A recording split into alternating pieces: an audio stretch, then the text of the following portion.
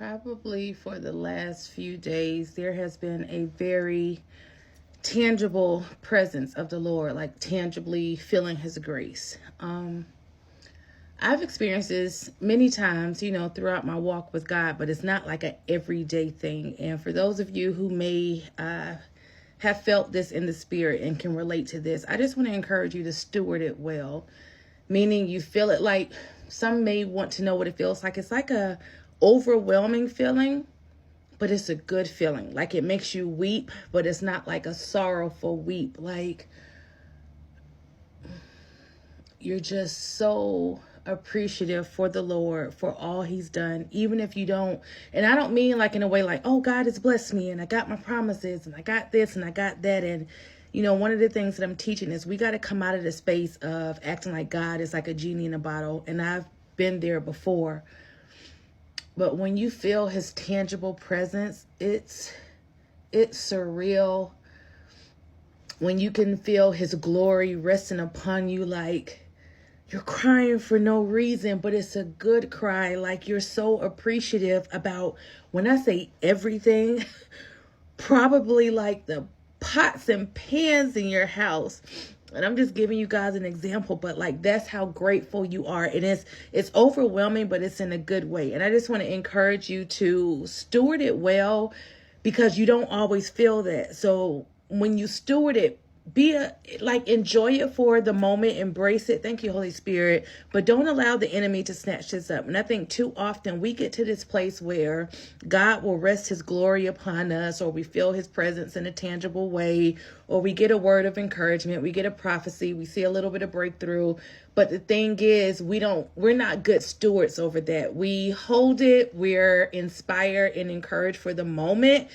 And then the enemy snatches it up, something goes on to happen, and we're on to the next thing. And we have to be intentional. One of the things I'm teaching in our discipleship program with Married to Purpose is just to be intentional about being a good steward, about unlearning things that even came from the Lord, or the Lord once taught you, or certain ways that he moves, or certain ways that he instructed you to move. Like unlearn that so you could be in a position to receive and relearn in a new way. God is always doing a new thing. I want nothing more than for others to hear God the way I hear God, for others to have a relationship with God the way I have a relationship with God. And I'm not saying, my relationship with God is superb. I feel like it. If I could be honest, I feel like John, in the Bible, in the book of John, the one whom Jesus loves. Synovia, if you read the Gospels and you make the fifth Gospel, the book of Synovia, the one whom Jesus loved. Like, that's just how I feel. But I just want to encourage you guys, steward his word, steward his presence, steward his spirit, steward his grace and his glory. Like, especially when it's tangible, it's not always something that we feel. But when he allows you to feel it, you'll know it, because like I said, you'll be overwhelmed, but overwhelmed in a good way. And when the enemy comes to try to snatch this up, like fight for it, stand your ground, get back in position, take back what's yours, take back what the devil stole from you. I get it. Sometimes we feel like, God, I'm tired. Like at this point, it feels like the enemy is tossing me every which way but loose. God comes through. God does not... There's no failure in God. Like he comes through to the end. But at the thing is, when you're going through, sometimes you don't always feel him. You don't hear him. You don't sense him. You can't trace him. You just got to know. If I can encourage you to let you know that whatever you're currently in or whatever you're up against is temporary. Y'all, I'm speaking from experience. It was to the point where I got angry with the Lord, and I was like, Lord, at this point, don't even encourage me anymore, because I'm tired of not seeing what you're saying and feeling like I'm getting the short end of the stick. I feel like you and I's relationship is one-sided. This is how I felt with the Lord years ago, and I love that I can be honest and humble and open with God. Like he knows I already feel like that. So why come to him covered up?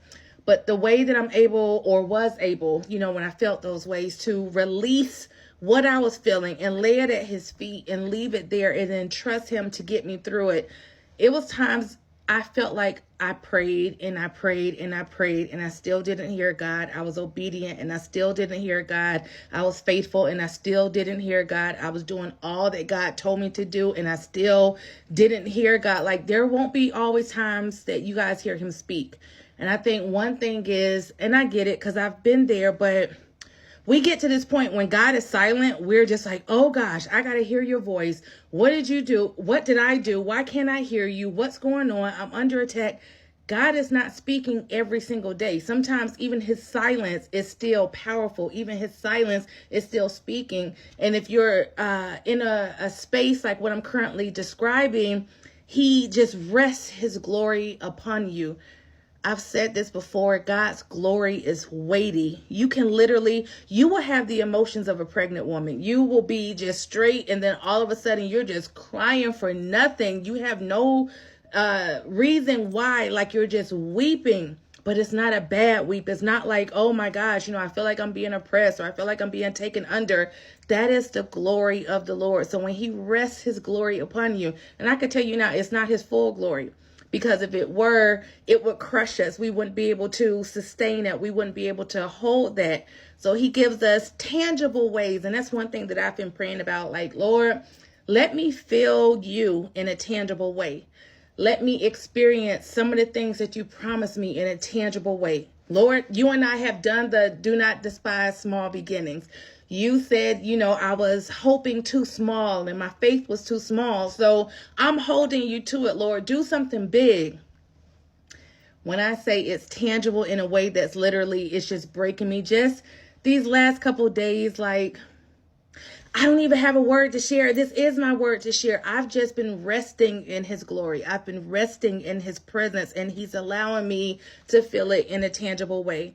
So if you guys ever experience that, just steward it well, because the enemy is waiting for, okay, she's in her fields, he's in his fields, I'm ready to just snatch it right up. And we got to do better about stewarding what the Lord has given us.